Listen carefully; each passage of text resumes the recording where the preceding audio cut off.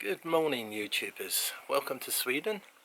It is Sunday the 20th and it's about just gone 9 o'clock and I am the Swinglishman. My plan today is to meet up with a couple of friends, get a riding before the end of the season and show you prices, meals to expect in Sweden, customs, and talk about a subject later on in the clip when I'm at home. It's a subject which isn't often talked about. Hope you enjoy. Don't forget to click like and subscribe. Leave any comments of what you feel is left out or should be put in. Thank you.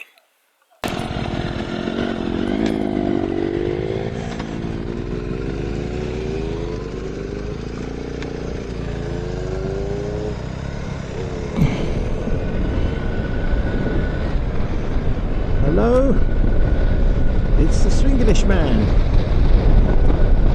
I've just switched bikes on a brand new BMW R1250R. My friends switched bikes with me, and I must admit it's got a full Remus on it, titanium. Absolutely lovely. Today is Sunday and we're roughly, I think it's about 11:30. We're on our way to a nice little coffee stop in Sparaholm, and basically we're out for a ride before the season ends, because as you can appreciate, in Sweden it gets pretty cold. -20, -30, you know, sort of quite average temperatures in winter, depending what part of Sweden you're from. We are riding towards Eskilstuna, but we're doing just all back roads. We're coming off this one in a minute, I think, and then we're going to be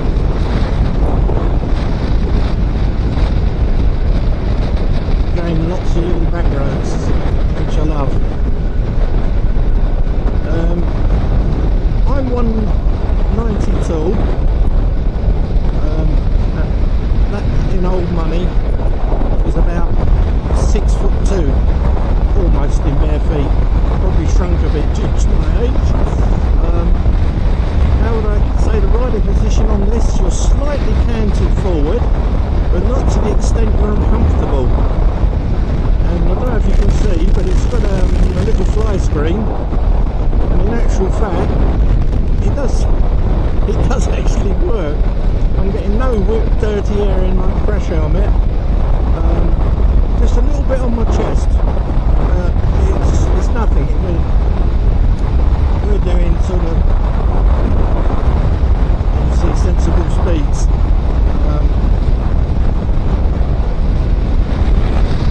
That's all I'll say on that one. Yeah, very nice. This one's fitted with a quick shifter. The grunt in this engine is, if you've not ridden one, a 1250 engine with the new valve technology, shift cam, where you get two different profiles, so you're always on the power. It is immense in 6th gear. It pulls like a tractor. Very comfortable, as I say, handling. I don't really feel the weight. I would say that it's very good, the steering. But the power of the Remus, I don't know if you can hear it on my microphone. Lovely quick shifter. Just used it then and it's really good.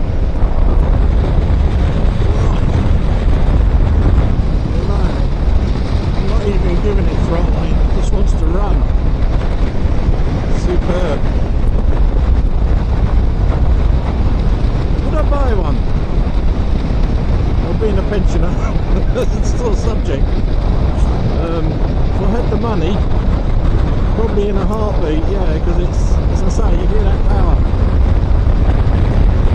Wow. Just no time at all, and that's just whoosh. Sorry, I'm trying to concentrate where the dial's all different to me. Right, we're turning off for Betna, which is Verena. And this is where we're going, some of the back lanes. Got to watch out for some of the loose farm traffic. And the animals, see the deer? Now if you're riding in Sweden, as I've mentioned in most of my other episodes, yeah, thumbs up. 3 deer, they're only little ones. If you get an elk, you're wasted. So please, please, please, when you drive on back roads in Sweden, look at the edges, because when they're about and on the move, they will have you. Wow, this box, I keep going for the clutch, as I haven't got a quick shifter on my bike. Anything's quick is my foot and my hand. It's my bike in front, one of them, my Triumph Tiger 1050, which I'm really pleased with. Bought it second hand, and it's got an aftermarket can on it, which sounds lovely. This thing, the grunt. Wow. God, it's got some fabulous brakes on it as well. I'm not going to go too crazy on this, because it's not my bike. And I don't think he'd be too happy if I started dragging it. But what a machine.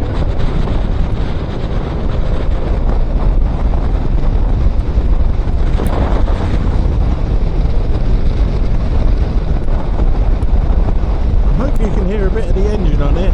It's quite windy today.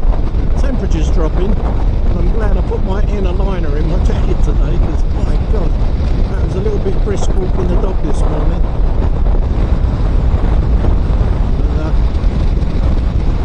Wow, yeah. Getting back to this bike, very, very nice. It's a bit of a do-it-you-all bike, really. My friend Nicholas has got soft luggage with it, BMW. It's very expensive, but it's the proper kit. It's made to fit. It's purpose built, good quality. Yeah, it is a bit overpriced, which you'd be the first to admit. But it's hello. Very nice equipment. Now these sort of roads, again, when you're around the old back roads, you have to watch out for those animals, because they're really a little bit of a worry, but especially when it gets, there's not a lot of traffic about this sort of road. Well, really, you can more or less say in Sweden in general there's not much traffic, because it's a big country and a small population. As I previously mentioned in my opening, I want to mention a subject. I'll touch on it briefly, but I want to do actually at home, and you can see the physical thing. It's about seating, something that really people don't take much attention to. It's always about the engine, the suspension, the brakes, the wheels, etc. And obviously you want a comfort saddle, and the ones that are fitted, depending on the bikes, are usually pretty good. Now, in my biking experience, I'm being honest, and it's my opinion, I've had a Ducati 748 SP, a Ducati 916, and those seats, fabulous bike, but if you're riding for an hour, it's like riding on an ironing board, and you need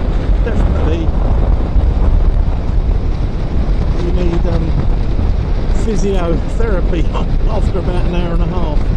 And I'm going back to when I was in the day. I think this was a 95 or 96 model 748 SP, which I love. The handling was superb, but the seat comfort was absolutely abysmal. But then you don't buy a Ducati 748 or a 916 for the comfort.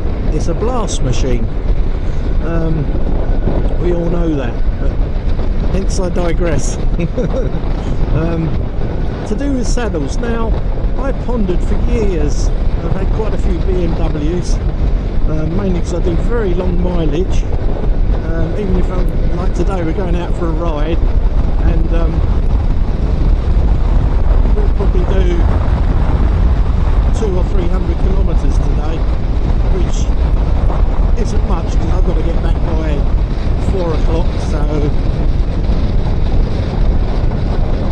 you know, it's just a nice spin out. But I must admit, it's saddles, something that's not covered, so I've pondered on it, and when I've thought about doing it, I've always thought, oh, a lot of money, because obviously with heated seats I had on my BMW front and rear, I was looking at seats at the time. I'm going back probably 5 or 6 years now, and they were, from my memory, I'll try and find the receipt and give the exact price, but I think then it was just over £600 with both heaters fitted, plug and play plugs, and these are Sergeant seats. Now I had to think long and hard on that, 'cause it's, for me, a working man, a lot of money, which I'm sure it is to a lot of the viewers.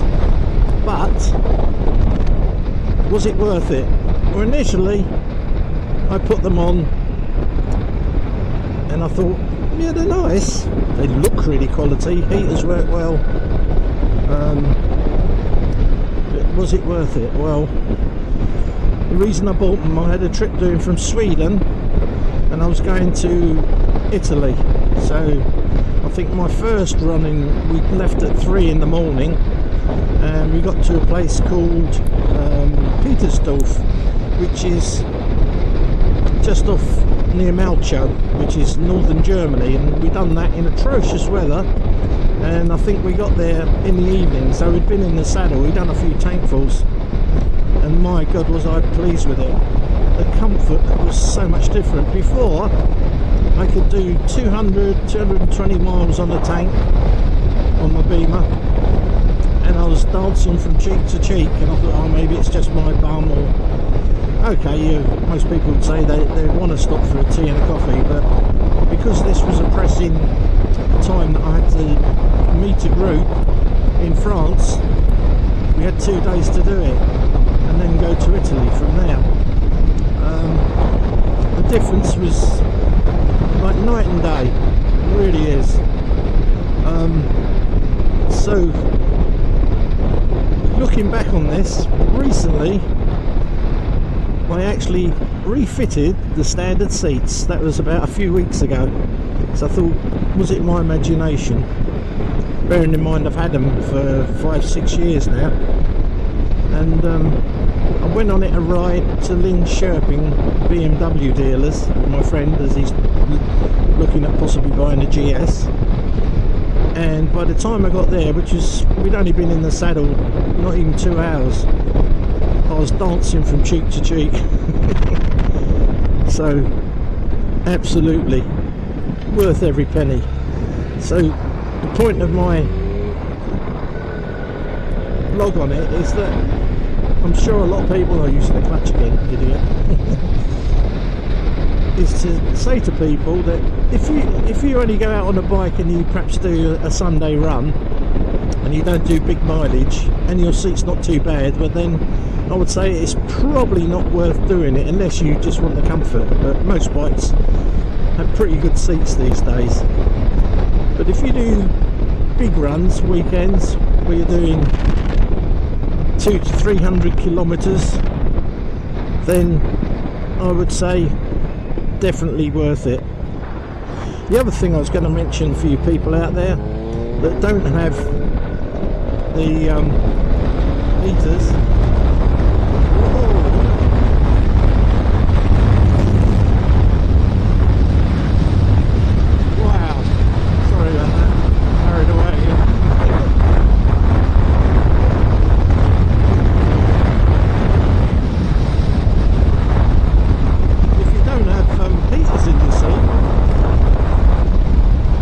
of having an aftermarket seat, there's a lot of makers out there, you've got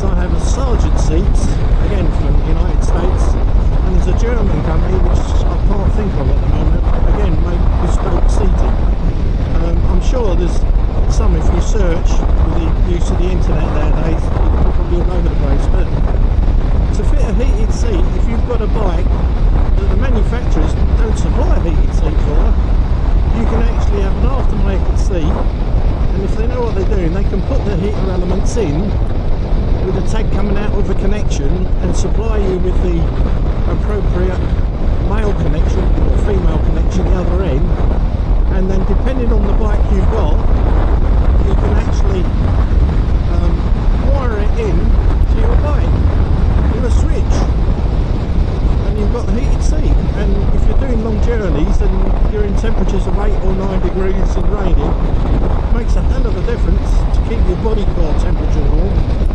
So don't be put off by the fact that if you've not got a heater on your seat,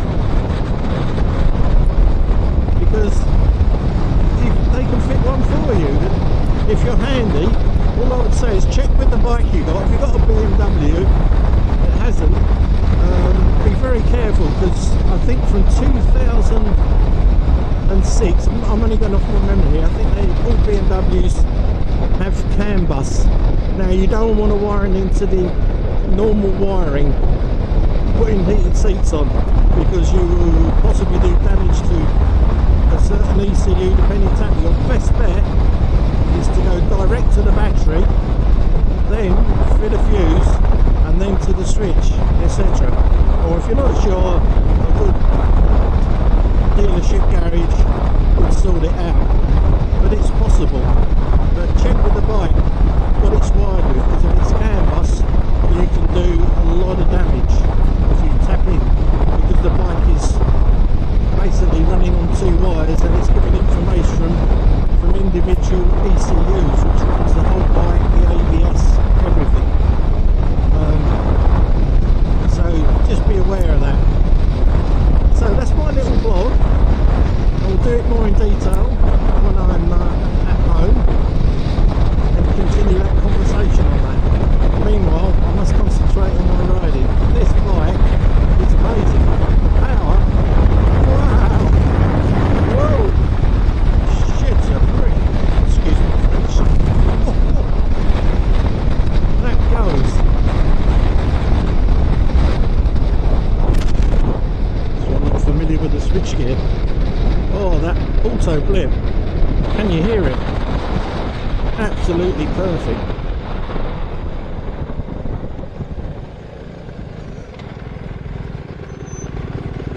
Wow, that was fun.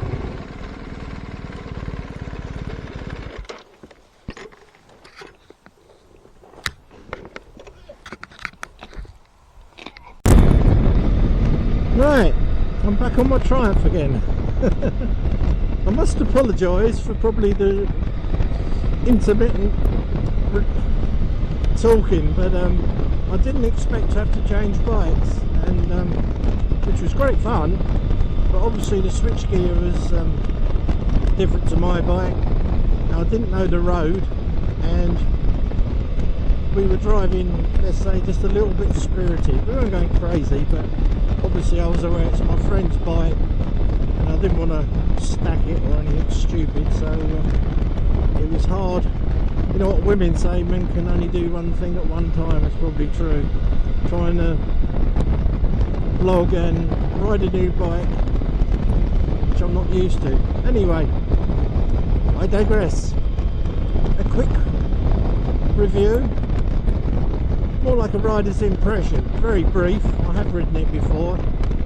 I will do a little bit more coverage on it, but basically anyone who's never ridden a 1250 engine in any of the guises of the BMW, that particular engine, it's a marvellous piece of engineering. It is really got some torque, and why you would want more power than that, obviously some people do, and it's obviously horses for courses, but on the road there's a bit of a sheep in wolf in sheep's clothing, let's say that. Certainly terrific comfort on it, very smooth, auto shifter, excellent, and a fully loaded bike. I know he got the HP, I think it's called, which is fully equipped with every conceivable extra, and he loves it, which I don't blame him. Nicholas has also had several BMWs, man of my own heart. Not saying I don't like other brands, obviously I do, but if you do big miles, it's just a good machine. And yes, I know I hear everyone else saying my bike could do it as well. Of course you can, any bike can. You can go on a Honda 50 and go across Europe, but just for choice, very, very nice, but unfortunately out of my price range at the moment. Anyway, hope you're enjoying the scenery. This is a typical Sunday in Sweden, and as you can see, we've got the roads to ourselves. Quite normal. Now back in Blighty, last time I was riding a motorbike, it was horrendous. Going up towards, I think I went to with my friends from Dedham, which is in, I think, borders of Essex and Suffolk, Constable country, you know where I mean. We travelled from there, and I believe we went up to the Lake District, and it took hours and hours, forever behind traffic. Now, yes, I know it's a hot spot, but I'm talking about the bit from Essex going up there. We were on all back roads and it was just clogged. But nevertheless, great riding, and the Lake District, beautiful place.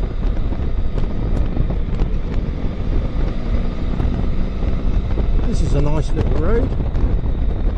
A few early morning walkers out.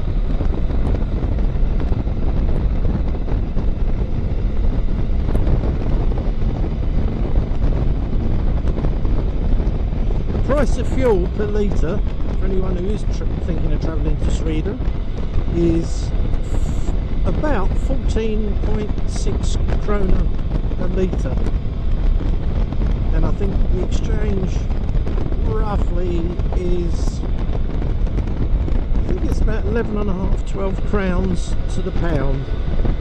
So how that compares to back home, I have no idea, because I haven't been home now for,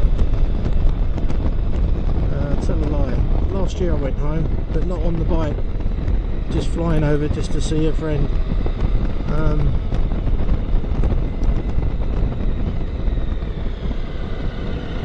But on a bike it's not too bad, I suppose. I mean, obviously it's too much, it's all blooming tax, like most governments. They just do it because they know that it's a good revenue. But we won't go into that, we're having fun. Now, look at this view. This is fairly close to the cafe.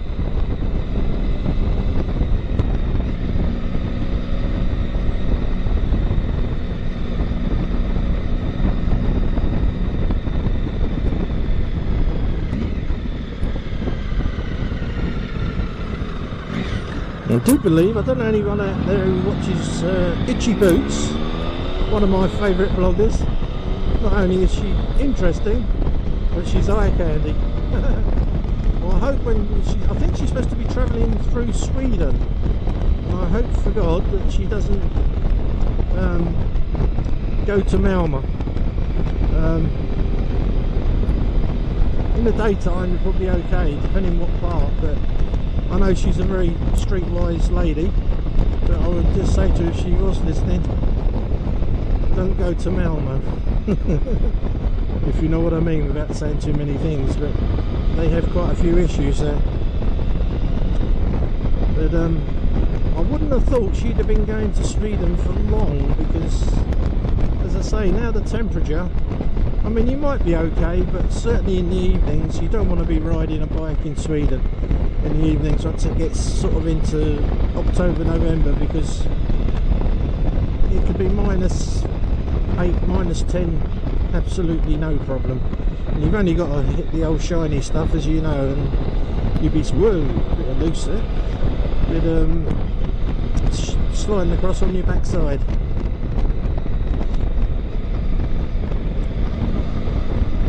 Something about motorcycling, doesn't matter how many years you do it, and I've been doing it, wow, since 1965, I hate to admit to, so as you can realise, I'm no chicken, but it's always, I don't know, it's just such good fun. Woohoo! Definitely don't want that stuff.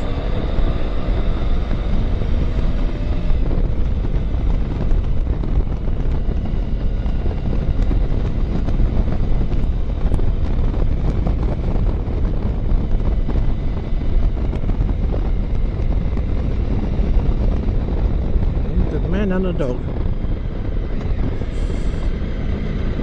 Always worth it. Keep the old locals happy, and also the image. We have a hard enough time, let's face it, on two wheels with people. Not as bad as it used to be. I mean, in the day when I was a boy, as I say, and you had mods and rockers, if you had a leather jacket or just a crash helmet, you were basically a hooligan. Well, considered a hooligan by the general public. They just thought you must be up to no good, which is the same old saying, you know, where you're tarring a brush about everything in life, you know, you can say that, so not the case. But it never helps to show a bit of courtesy. Like horse riders, normally I'll turn the engine and coast with the clutch in, and then bump start with it, you know, rather than spook the horse. Let's face it, it's only got a rear, and the rider could fall off, break an arm or a leg, and it just doesn't hurt to be courteous.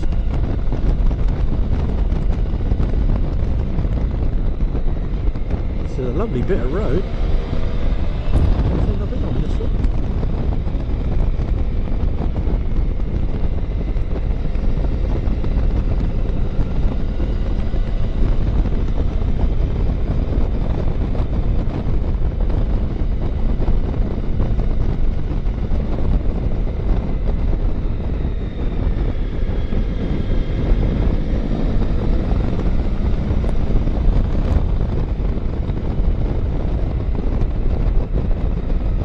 Glad I put my inner jacket in today, because I think that's only about 9 or 10 degrees today, so it's a little bit fresh, but I'm warm as toast. Thank you, Mr. Heingerich. Great. Can't beat their motorcycle gear. Well, you can, there's lots of other makes, but it's a good quality one. So it's doesn't sweat. It's got the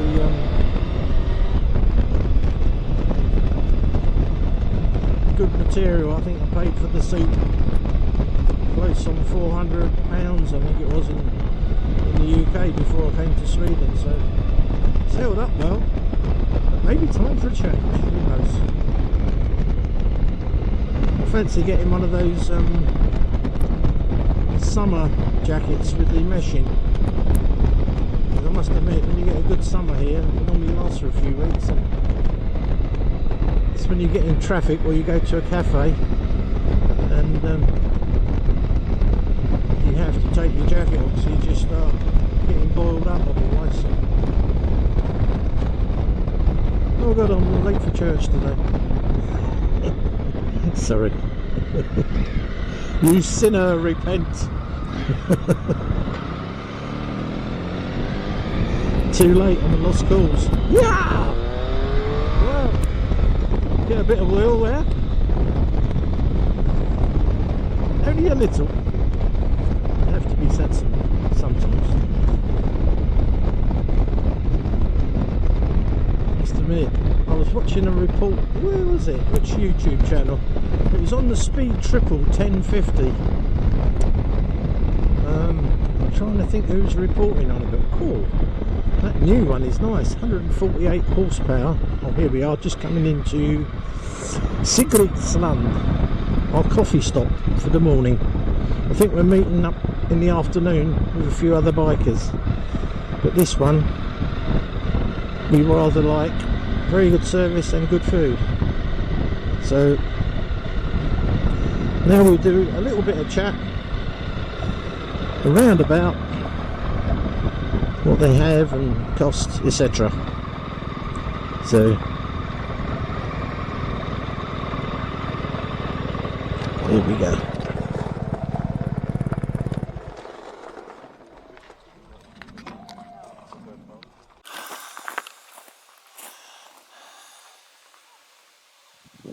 Alright, now this is the coffee stop. As you can hear, got some unusual sort of singing in the garden over there.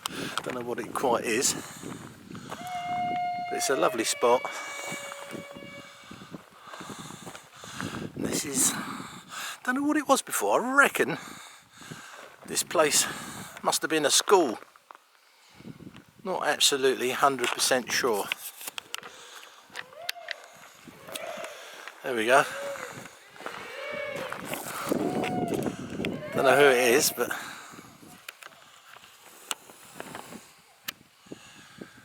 hopefully it's not the Ku Klux Klan. Sorry, I better edit that bit. Right, we're at the cafe. Me and Nicholas. I think we're gonna get a coffee and have a wander in, yeah? So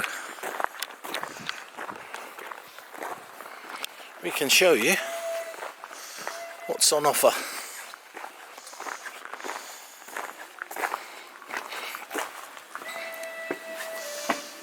Been here before, really nice. Nice place. Hey! Homemade sweeties and pieces. As you can. Hej!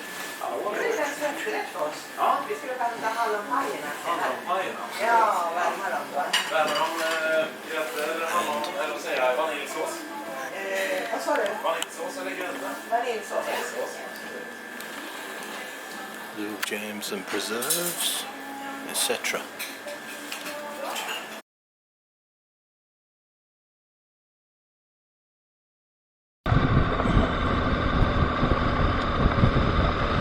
Well, that was a very much welcome coffee break and a light lunch.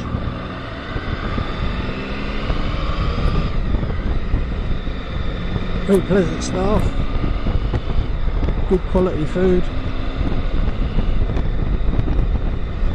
Could recommend it. Out of 5 stars, I'd give it a good 4.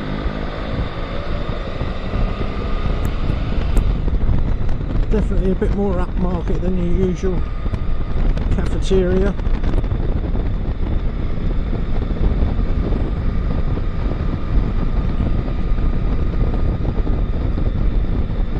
I think now we're just gonna circle back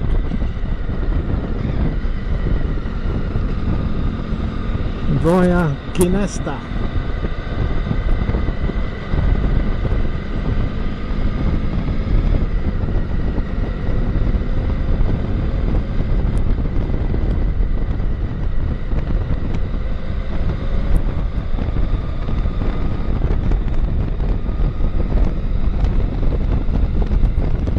Tantalisingly nice cakes at that place, homemade.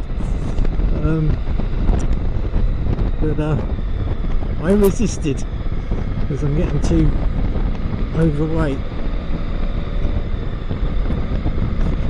and probably have some lunch tonight, so try and keep a bit healthy today.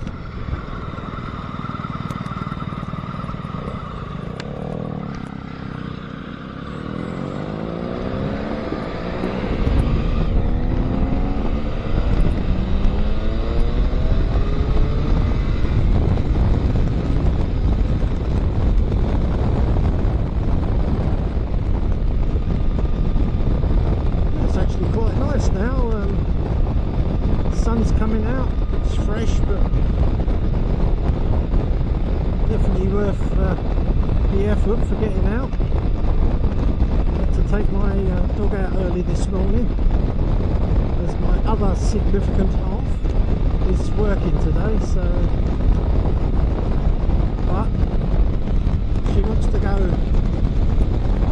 a run tomorrow, so we're taking the bike out tomorrow with her on the back. Actually, I've got my other half to consider going on the bike, which is good, because she wouldn't go on it before. The trouble is, her experience of motorcycles, she's a senior nurse and she sees the wrong side of motorcycling, if you get my point, in the hospital when, so I understand her reluctance, but she actually has shelled out and got some equipment. I bought her some new boots, some Alpine Stars off a friend, barely been used, and she quite enjoys it. And I think always the secret, if you're taking someone out new that's on bikes, is to make them feel safe. Don't show off, don't try and pop wheelies or try and outdo someone else on the road. Be sensible, ride safe. After all, it's in your interest. If you want your partner to go with you, it's better she enjoys it and is comfortable, then she's more likely to say yes again. For the motorcycle, and that is. Sorry, I've got a sixth sense of humour. Anyway, I think actually Mr. Dunflyer, he actually covered it last week. The do's and don'ts of having a pillion rider. I thought he was very well executed in what he had to say, and his Mrs. Flyer puts out some top stuff, Andy, and he's my hero. I just wish I could edit like he does. Really, it's a learning curve. I'm new to it, so please, please, please be kind to me. I realised my last output, I'll tell you the story, I edited for 4.5 hours, putting in road names, little clips of music here and there. I upload it, and yes, not being the technical wizard, I lost the whole lot, so I was absolutely going crazy. So what I should have done is shut down the computer. When I started to do it all again, I was tired. I've done a reasonable, I think it's the clip where it lasts 47 minutes.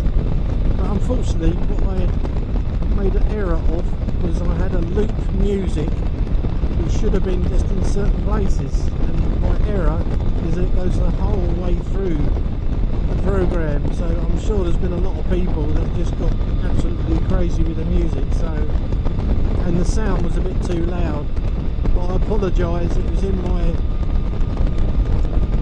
haste and infuriation of losing the first one, which would have been decent, but as I say, it's all a bit of a minefield for me at the moment. I can only improve. And let's hope that you enjoy the content. A few bikers. That's what you like to see. Supporting the cause. Enjoying life. And there's old Brucey boy would say in Teapot 1, live your life. Brucey, I hope you're okay. I saw on a post that he was, I think it was him, I don't think I was mistaken, that he had to go to hospital.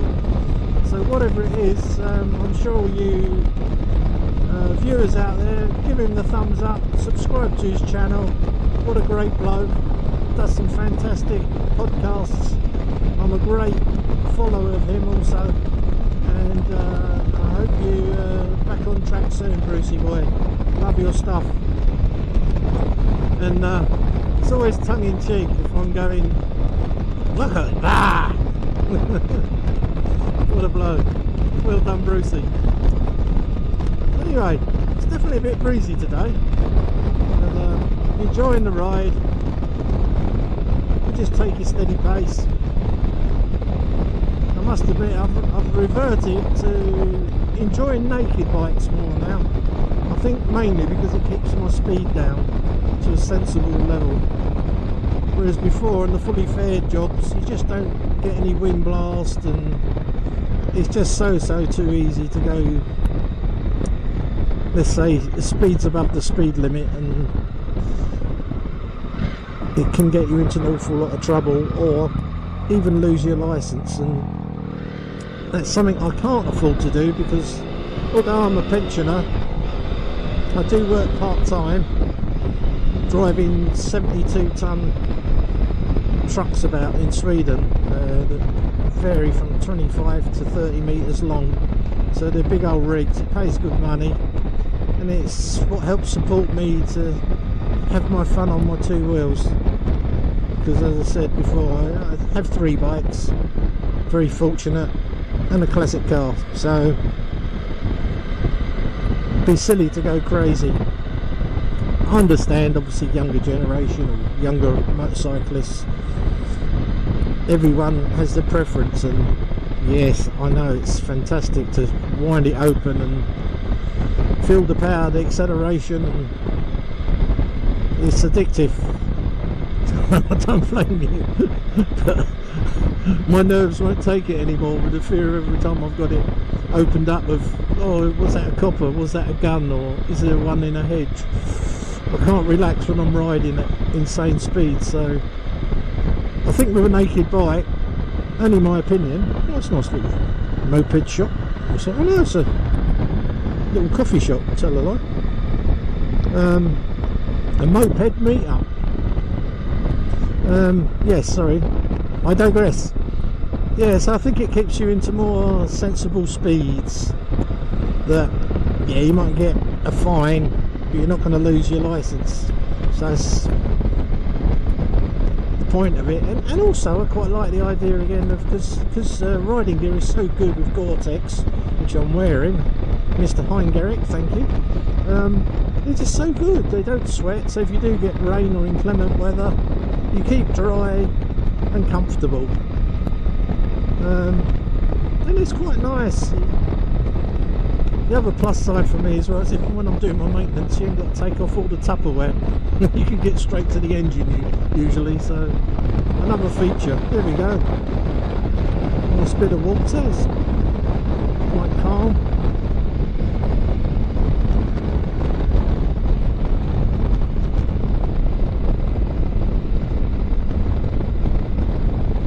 Yeah, motorcycling is definitely a lifestyle, I think.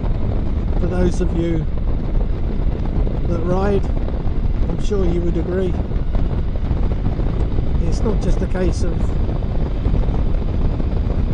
a means of transport. I'm sure for commuters, yeah, it can be if they got scooters, work in the city area. But even if you're doing a short commute, I still think, I mean, I ride scooters, mopeds, anything, electric bike. It's just good fun, and it's just something that 4 wheels can't compete with. I'm sorry, I know it's my opinion, but for instance, if someone was to say to me this Sunday, oh, do you want to go for a ride with me in the car? We're going to go all through the back roads, do about 200 kilometres, perhaps have a coffee and a light lunch in a nice cafe. I would not be the slightest bit interested.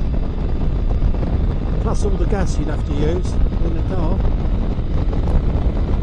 It just doesn't compare. But that's my opinion. Other people should shoot me down on me saying, oh, you're talking rubbish. Great fun driving a car. Well, yes it is. But for me personally, and there's a lot of motorcyclists who probably endorse it, it's just not got the same charm as a motorcycle. I don't know, it's the old saying, 4 wheels move the body, 2 wheels move the soul. And for me it's been a lifestyle. As I say, I've been riding bikes since I was 16. I'll be 70 this November, and there's no way I'm giving up. Hopefully I'll be riding in my 80s, if I'm still kicking and alive and well, and got my faculties. Because when the day comes I have to hang my crash helmet up, I must admit it'll be a sad day, until then, I'm living the life, enjoying Sweden, enjoying being a pensioner. I can go out every day is a Saturday if I want, except for Friday because that's the day I work. So good health, good friends, a few bob in your pocket. You've got nothing to worry about in life. Look at some people that are stuck in wheelchairs or struggling to keep a family, or they're out of work because of this COVID-19. My heart goes out to them, because certainly this year it's really messed things up, COVID, around Europe, well, around the world. And for any of you people that have lost people dear to you, it must be, can't imagine, but the heart goes out to you.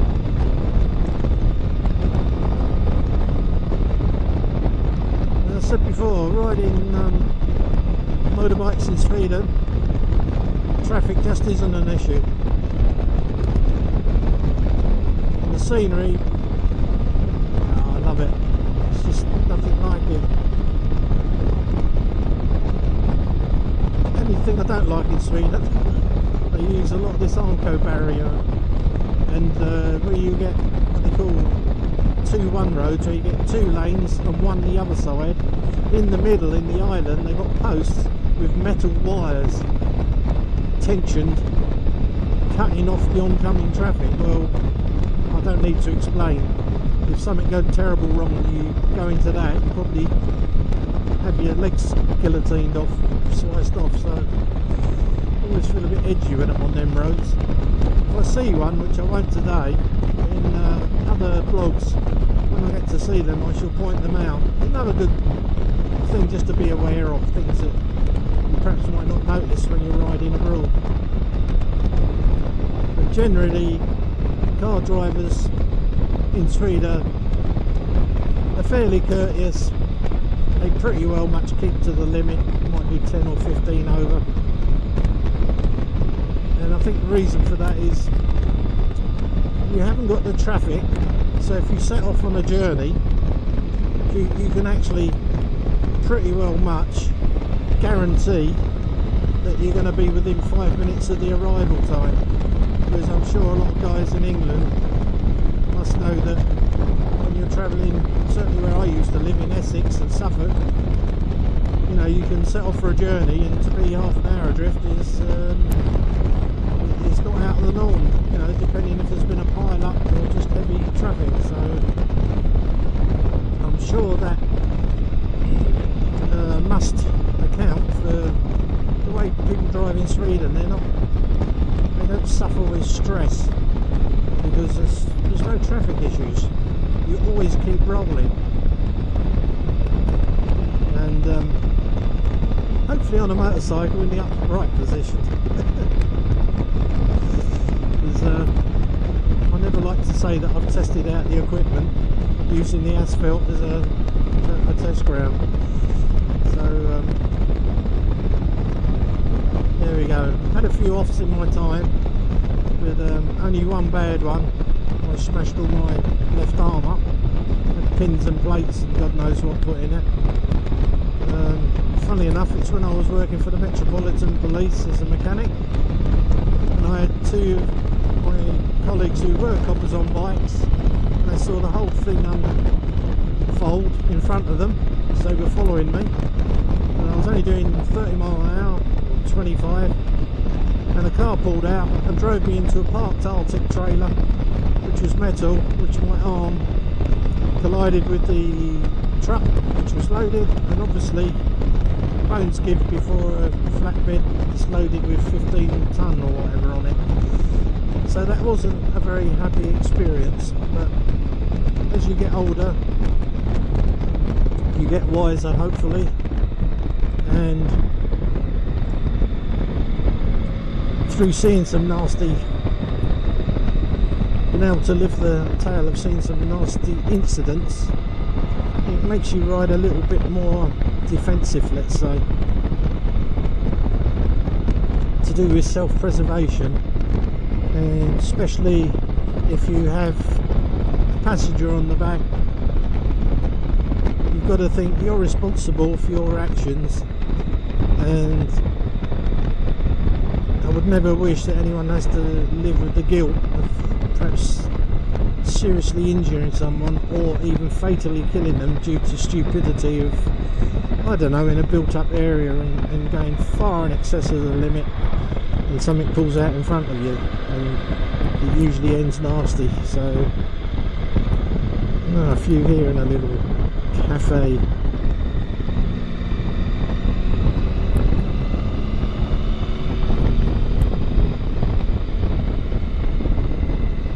A little office, which is like a little house sale, knickknacks. You get a lot of that in Sweden.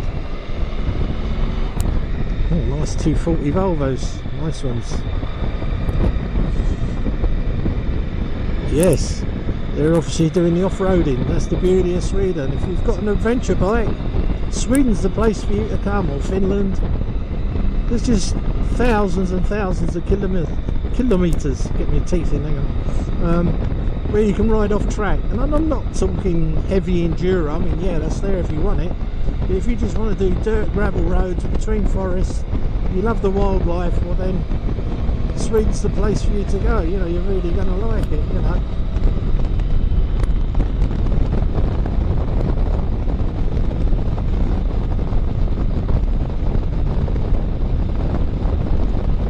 To go to Norway this year, but my plans were scuppered due to the borders being shut because of the dreaded lurgy bummer.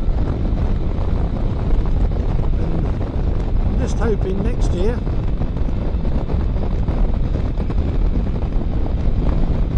there must be some stages going on, lots of rally cars, 740s and 240s, but don't be fooled, the engines they put in them things are tuned to the bloody hill with turbos. They go like wild banshees. And as you know, Volvos of that era are built like tanks. So I see people enjoying themselves.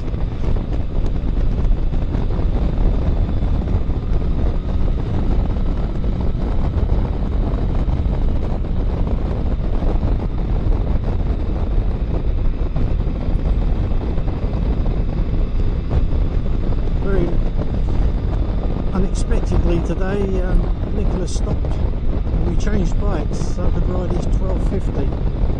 And I think I've done sort of like a quick first impressions review. I mean, I've ridden it before, briefly. I've got a horrible feeling I didn't turn the camera on, so I must apologise if part of this video relates to a bike that I've not test drove, but ridden with a review in mind. So apologies, I'll only find out when I get home. But if not, I will do another one, because he said to me I can if that's the case. But what a weapon! I love that engine.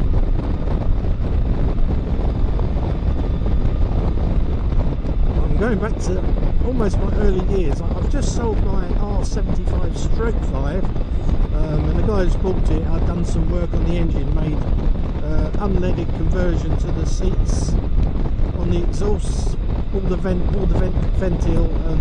valves all replaced and ground, and new piston rings. And that bike from 1970, I don't know the exact mileage on it, but I'm sure it's gone around the clock. When I measured the bores, they were within the tolerance, almost to bang on 82mm diameter at the maker's spec. I mean, that says a lot for the engineering in BMW. And I do like other makes, so please don't be thinking that I'm just a BMW head. I'm not. I love all bikes, but I quite fancy getting an R90S next, or the R100 RS, as they are steadily climbing in price. And simple technology, no service light, and it's Meccano mechanics almost on those things, so that's sort of a quite enjoyable plenty enough. I think when they came out they were good. I think they nearly done 127 or 28, just under 130 mile an hour, which, let's face it, if you're doing that these days, well, certainly in Sweden, goodbye licence. So, you know, that's, you know, one thing you've got to do, you know, just got to take it easy.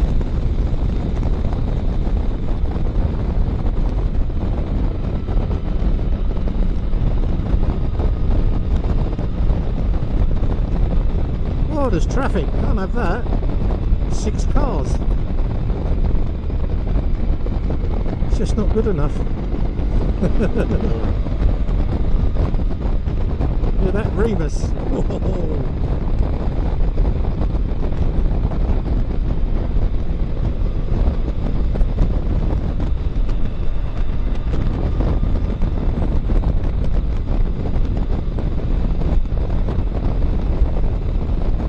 Be a big road rally stages, so there's been at least 15-20 cars that are coming the other way. Well, I hope you enjoyed the content and my channel. Please give me a thumbs up, it'd be a great help, and subscribe if you wish. Please leave comments, and hope to see you in your next one. Ride safe, keep well.